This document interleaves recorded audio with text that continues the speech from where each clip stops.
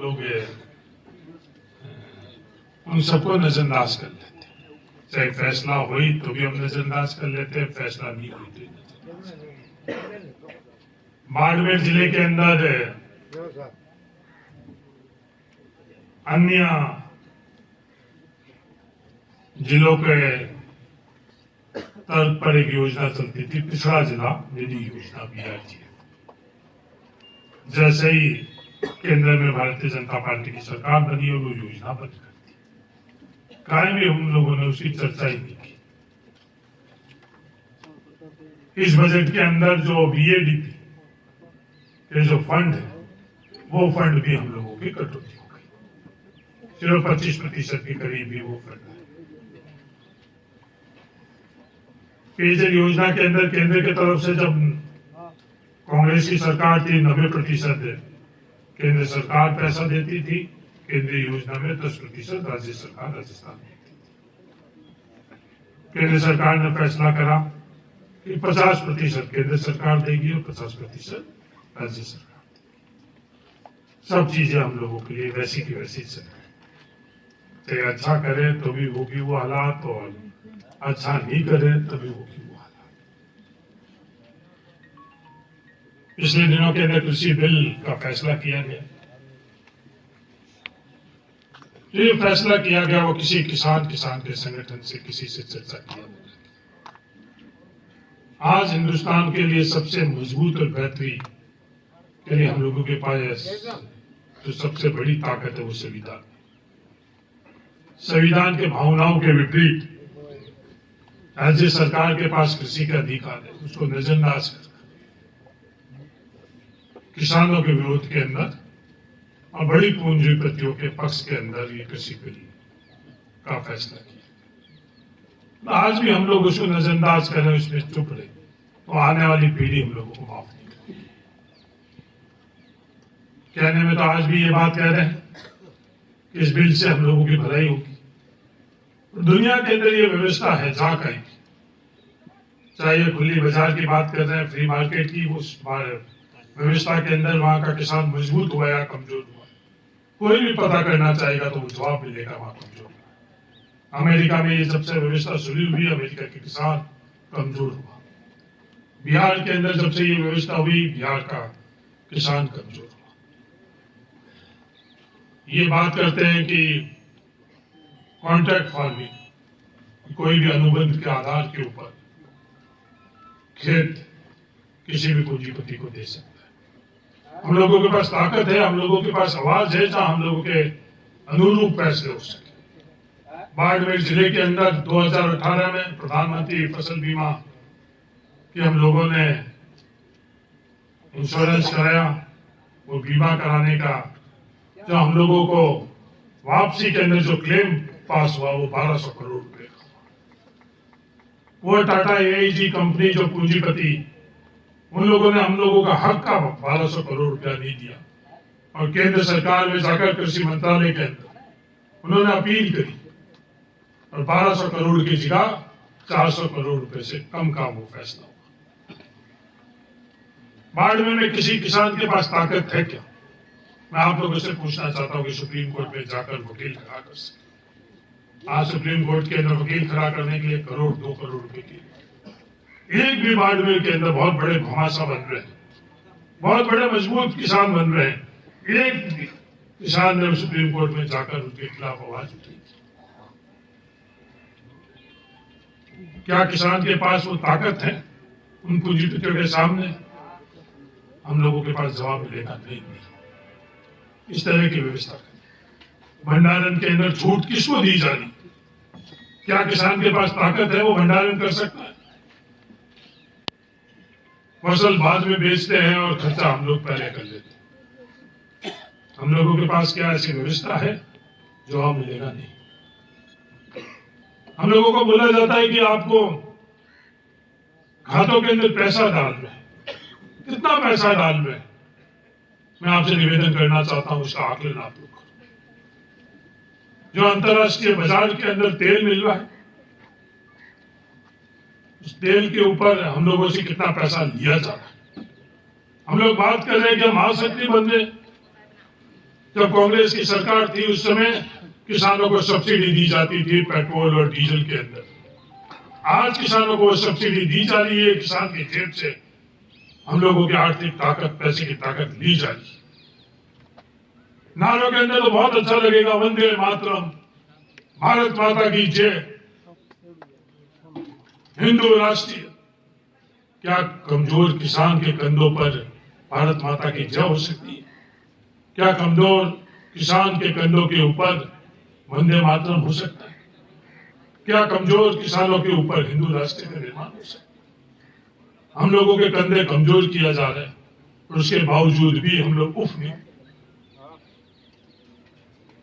वो लोग जिन्होंने अपने खुद के मुख्यालय के ऊपर कभी भी तिरंगा भारत का झंडा नहीं फहराया, आजादी के 40-50 साल, वो लोग आज ये सवाल कर रहे हैं तिरंगा का मान रखने की। तो बदनाम किसको किया जा रहा है? बदनाम हिंदुस्तान के किसानों को किया जा रहा है। जब देश के पास, किसानों के पास, हम लोगों के पास ताकत नहीं थी, 2 समय का अनाज हम लोगों के पास, जब हिंदुस्तान के किसानों ने अथक परिश्रम कर हरित क्रांति के माध्यम से हम लोगों का पेट भरा और देश को आत्मनिर्भर किया, उन किसानों के ऊपर अंगुली उठाई जा रही। उनके सामने किसको खड़ा किया? उनके सामने पूंजीपतियों को खड़ा नहीं किया, उनके खुद के परिवार के उन सिपाहियों को खड़ा किया। आज दिल्ली पुलिस के अंदर, पंजाब में, हरियाणा में, उत्तर प्रदेश के अंदर जो कांस्टेबल है उसके अंदर 90 से 95% वो किसान ही। आज सेना के अंदर जो बॉर्डर के ऊपर 90% किसान, आज उनको उनके सामने खड़ा कर दिया। कोई आवाज उठाई तो उनको क्या कहा जाता कि ये राष्ट्र विरोधी है। ये परिभाषा ये खुद दे रहे हैं। मुसलमान अपनी हक की बात करेगा तो कहेंगे ये हिंदू विरोधी है, किसान अपने हक की बात करेगा तो बोले राष्ट्र विरोधी है। जातियों के अंदर किसानों को खत्म कर दिया गया। आज भी हम किसान उन जाति और धर्म का खेल के अंदर अंधे होकर चलेंगे तो हम लोग आने वाली पीढ़ी को क्या जवाब देंगे? फिर आप सब लोगों से निवेदन है, इसके बारे में जरूर आप लोग सोचें। सबका नंबर आ रहा है। हिंदू मुसलमान किए गए तो किसानों ने सोचा हम लोगों का नंबर नहीं आएगा। दलितों ने सोचा कि चलो सदियों से हम लोगों के खिलाफ जो हो रहा है, अब सच्चे पक्के हिंदू का सर्टिफिकेट हमको ही मिलेगा, हिस्सेदारी भागीदारी अब हमको ही मिलेगी। आज दलित के लिए, आम हिंदुस्तान के लोग के लिए, नागरिकों के लिए सबसे मजबूत कोई चीज थी, वो मजबूत चीज हमारा संविधान था। वो लोग ये बात कर रहे हैं सार्वजनिक मंच से, भारतीय जनता पार्टी के रूप में कोई भी देश के राजनीतिक पार्टी नहीं। ये गलतफहमी हम लोगों को नहीं रहनी चाहिए। आरएसएस है कमजोर और दोहरे चरित्र की संगठन जो ये बोल नहीं सकता है कि मुझे राजनीतिक क्षेत्र के अंदर आना है। इस चौटन के अंदर ही ताराता मठ है, मां के मठाधीश प्रतापपुरी जी, जिनकी मत पहुंचता है राजनीति बहुत खराब है, राजनीति बहुत खराब है। और जब पहली बार नंबर मिला उनको सबसे पहले चुनाव में, चुनाव चिन्ह लेकर और पोखरण से लेकर, अगर राजनीति बहुत खराब है तो आप लोग राजनीति में क्यों आए? तो खुद को करना होता तो जब कहते हैं ये तो राष्ट्रीय हित की बात है, ये धर्म की बात है, और हमारे जैसा कोई ग्रामीण परिवेश का व्यक्ति वो काम करता है, तब कहते हैं कि नहीं नहीं नहीं ये बहुत खराब है। ये दोहरे चरित्र, दोहरे जो चीजें चल रही है, नौजवान साथियों में निवेदन है कि इसके बारे में आप गहराई से सोचें। इस देश में हो क्या रहा है? कोई भी आवाज अपनी बोलेगा, हक की बात करेगा।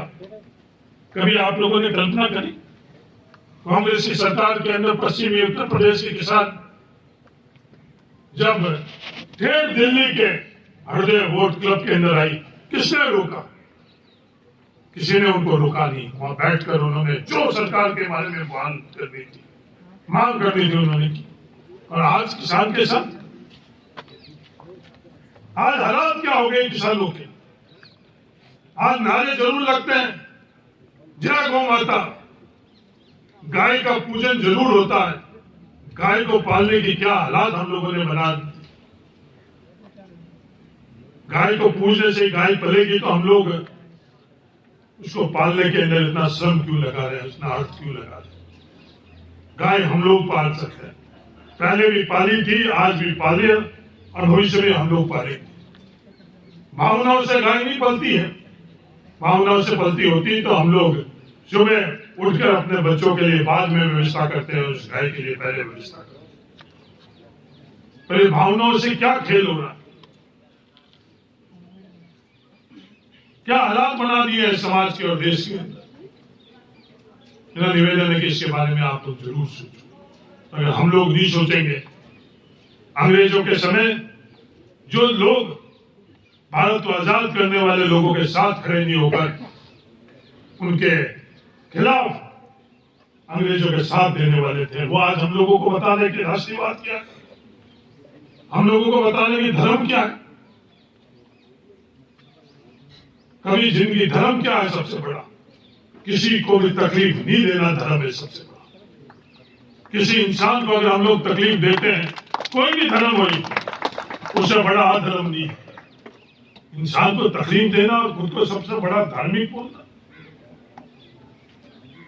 इस देश के अंदर हो क्या रहा है, राजनीति की जगह, चुनाव की जगह अंधे होकर हम लोग इन भावनाओं के अंदर बह रहे हैं। हम लोग इस भविष्य के लिए मजबूत देश की जगह किस प्रकार का देश बनाने के लिए चाहते हैं। बातों में तो बहुत अच्छी चीजें लगेगी, हकीकत के अंदर देश मजबूत हुआ या कमजोर हुआ। बातें और नारे के अंदर 2 करोड़ रोजगार प्रति साल और हकीकत के अंदर 2 करोड़ लोग बेरोजगार इस कोरोना से पहले हो। नोटबंदी के समय क्या लंबी चौड़ी भाषण, कोई भी इसमें कमी और गलती हुई तो बीच चौराहे के ऊपर फैसला कर देना, खुद नरेंद्र मोदी जी ने बोला। आज कोई सवाल, कोई भी फैसला किया उसके अंदर कोई सवाल। एक ताकत हुआ करती थी किसानों के पास, कोई भी सरकार के अंदर क्यों नहीं बैठा हो, कोई भी हिंदुस्तान का प्रधानमंत्री और किसी प्रदेश का मुख्यमंत्री क्यों नहीं, ताकत के सामने वो नतमस्तक होता था। जब वो संगठित होकर कहीं बैठते थे तो सरकार झुकती थी। आज क्या हालात हो गई, हम लोगों को बोला जा रहा है ये तो सरदार है, सिख है, ये एक प्रदेश के लोग हैं। जिस समय हम लोग भूखे, रात को अनाज नहीं होने के कारण हम लोगों के परिवार के अंदर भूखे हम लोग सोते थे, उस समय हमारा पेट किसने भरा, उन्हीं पंजाब के उन सरदारों ने भरा, उन्हीं किसानों ने भरा। आज हम ये लोग जो प्रोपेगेंडा करने वाले लोग ये बात कर रहे, खुद जाकर अमेरिका के अंदर नरेंद्र मोदी कहता है अब की बार ट्रंप सरकार, तब तो बहुत अच्छा। अमेरिका के कोई भी एक सामान्य सा नागरिक ये बात करता है कि हिंदुस्तान के अंदर किसानों के साथ अन्याय अत्याचार हो रहा है, तो ये बात की जाती है कि साहब बाहर के देश वाले हम लोगों के लिए क्यों कर रहे हैं। नरेंद्र मोदी जी जब आप खुद वहां जाकर और आपकी बात ट्रंप सरकार बोलते हैं, ये परंपरा शुरू किसने करी? इससे पहले देश के किसी प्रधानमंत्री ने किसी भी देश के अंदर हम आंतरिक मामलों में बात नहीं करें। आज इस किसानों के साथ क्या हालात, आज किसान की बात करने वाले की ये क्या व्यवस्था कि उसको रोना पड़ा। उसका कारण सिर्फ और सिर्फ हम किसान हैं, हमारे अलावा उसका कोई कारण नहीं है। हमको धर्म पसंद है, हम धर्म में बटे हुए हैं, हमें जातीय प्यारी है, हमें हमारी पार्टी प्यारी है, और जो हमारी जड़ है मूल किसान वो कमजोर होकर खत्म हो रही है। उसके बावजूद भी हम लोगों को भावनाएं थी, ये हालात इस देश की बन गई। हमारी आवाज उठाने वाले के पास कोई भी जब रास्ता नहीं छोड़ा, जब जाकर उनकी आंखों के अंदर से आंसू आए। क्या हम लोग इस दिन का इंतजार कर रहे थे कि हमारे आज्ञावान अपनी आंखों में से अपनी कमजोरी दिखाई, आंसू दिखाई, और फिर हम लोग उनके पीछे एकजुट हुए? तो शायद इससे बड़ी गलती हमने से कोई भी नहीं हो सकती। ये हालात बने हुए देश के अंदर। हर किसी को यह लगता है कि मेरे को क्या फर्क पड़ता है, अगर खेती खत्म हो जाएगी तो मैं कहीं नौकरी करूंगा, खेती खत्म हो जाएगी तो शेरवा के अंदर दुकान लगा दूंगा। हम लोग सब अगर नौकरी और दुकान के अंदर जाने लगेंगे तो क्या ये नौकरी रहेगी, क्या ये दुकानें रहेगी? देश के पास ये स्थिति नहीं है, वो सबको अच्छी तरह से पता है। उसके बावजूद इन लोगों की सोच है कि अडानी और अंबानी मजबूत है। और ये कहने के लिए नहीं कह रहे हैं। कोरोना के वक्त पूरा देश का हर व्यक्ति कमजोर हुआ आर्थिक तौर के ऊपर, और मजबूत कौन हुआ? सिर्फ अडानी और अंबानी।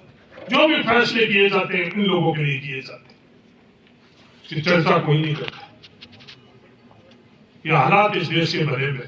हम लोग खुश होते हैं कि हम लोग मंत्री बन गए, हम लोग खुश होते हैं हम लोगों को साफे पहना दिए, हम लोग खुश होते हैं कि हमारा मान सम्मान हो गया। पीछे देखकर हम लोगों की स्थिति अगर हुई, तो हम लोगों से हालात खराब, किसान से हालात खराब शायद ही इतिहास के अंदर कभी नहीं।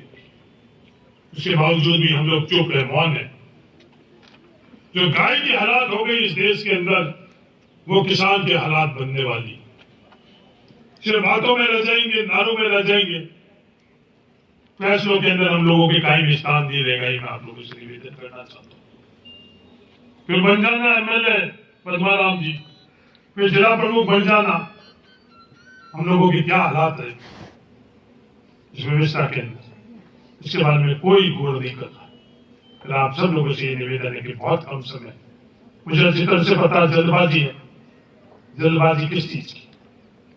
कि आगे जाकर केकड़ में कारीगरों में क्या हासिल करेंगे? केकड़ में कारीगरों में अगर हम आकलन करेंगे तो कुछ हासिल नहीं करेंगे। मुझे अच्छी तरह से पता है कि ये बातें मैं जो कर रहा हूं उसका असर हम लोगों में, हमारे परिवार पर भी नहीं पड़ेगा।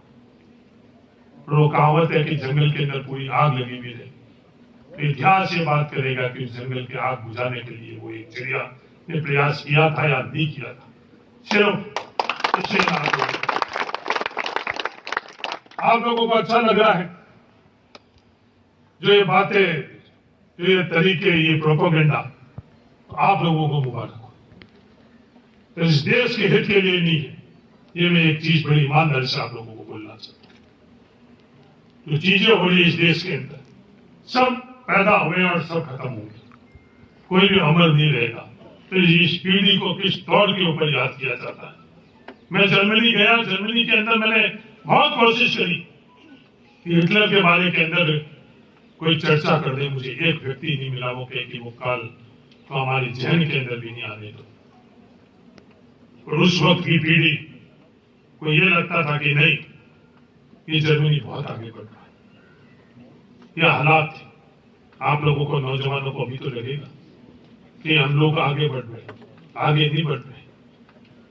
हम लोग किस दिशा में जा रहे, क्या हम लोग किस मुकाम पर जा रहे। सबको ये लग रहा है कि नहीं, मैं बहुत धन कमाऊं, मैं मजबूत बनूं, मेरे बच्चों को उस ताकत से मैं आगे बढ़ाऊं। इस धन से बच्चे आगे नहीं बढ़ेंगे, इस व्यवस्था से बच्चे आगे बढ़ेंगे। बहुत धनी लोग हैं, जहां पूरे देश की व्यवस्था खत्म हो गई, इस देश के अंदर उनके बच्चों के क्या हश्र हुआ। ये धन का मोह रखना, पद का मोह रखना, और फिर हम लोग ये बात करते हैं और सबको ये लगता है मेरे क्या फर्क पड़ेगा, सबका नंबर आएगा, कोई भी नहीं बचेगा। जब हिंदू मुसलमान हो रहे थे तब हिंदुओं को लगा हमारा नंबर नहीं आएगा। गुजरातों में पटेलों का क्या हालात हो गई। मैं दुनिया की बात नहीं कर रहा हूं, मेरे खुद की कौम की बात कर रहा हूं। हम लोगों को यह बहुत बड़ा था कि जाटों के क्या फर्क पड़ेगा। वहां जाकर हरियाणा के अंदर उन जाटों को अगर उनकी आत्मा से पूछोगे कि क्या फर्क पड़ा इन लोगों के प्रोपेगेंडा से, तो अपने आप ही उनकी आत्मा को जवाब दे देगी कि 35 में एक और एक हो गई। ये हालात बने हुए, हर जाति के लिए हालात बने हुए। ये तोड़ने वाली सोच, तोड़ने वाले फैसले, तोड़ने वाले ताकत कभी भी आगे नहीं बढ़ सकते। लंबा रास्ता तो जोड़ने वाला ही रहता है। जो जोड़ेगा, जो सामंजस्य करेगा, इंसान को इंसान मानेगा, ये चक्र है। कभी किसी का, कभी किसी का। इंसान को इंसान मानकर एक दूसरे को साथ देकर आगे बढ़ना ही भारत। कोई कहता भारत क्या है, भारत ये है। सुभाष चंद्र बोस से किसी ने पूछा एक रैली के अंदर कि भारत माता की जय, ये भारत है क्या? तो उसने एक महिला को बुलाया, बोले कि जब मैं आंदोलन कर रहा था सब लोग अपने हिसाब से मेरी मदद कर रहे थे। इस महिला ने बोला कि मेरे इकलौती संतान है मेरा ये बच्चा, ये मैं आपको आंदोलन के अंदर सौंपता हूं। और आज उसका इकलौता संतान इस दुनिया के अंदर नहीं था। ये भारत माता है जिसने अपने पूरे जीवन के अंदर जो अर्जित किया वो इस देश के लिए कर दिया। भारत माता की आज भारत माता की जय करके मजदूरों को खत्म कर दिया, किसानों को खत्म कर दिया, नौजवानों को खत्म कर दिया, देश की अर्थव्यवस्था खत्म कर ली। उसके बावजूद बोले भारत माता की जय। ये भारत माता है क्या? ये जमीन का टुकड़ा है भारत माता? ये भारत है क्या? जब हम लोग आजाद हुए उसके बाद ये जमीन का टुकड़े में बहुत परिवर्तन आ गया। ये पूछने वाले तो पूछते कि 70 साल में हुआ क्या? हमारा पूरा का पूरा नक्शा बदल गया आजादी के बाद। गोवा जैसा जो प्रदेश है वो भारत के अंदर आ गया, नक्शा बदल गया। सिक्किम जैसा प्रदेश भारत के अंदर आ गया, नक्शा बदल गया।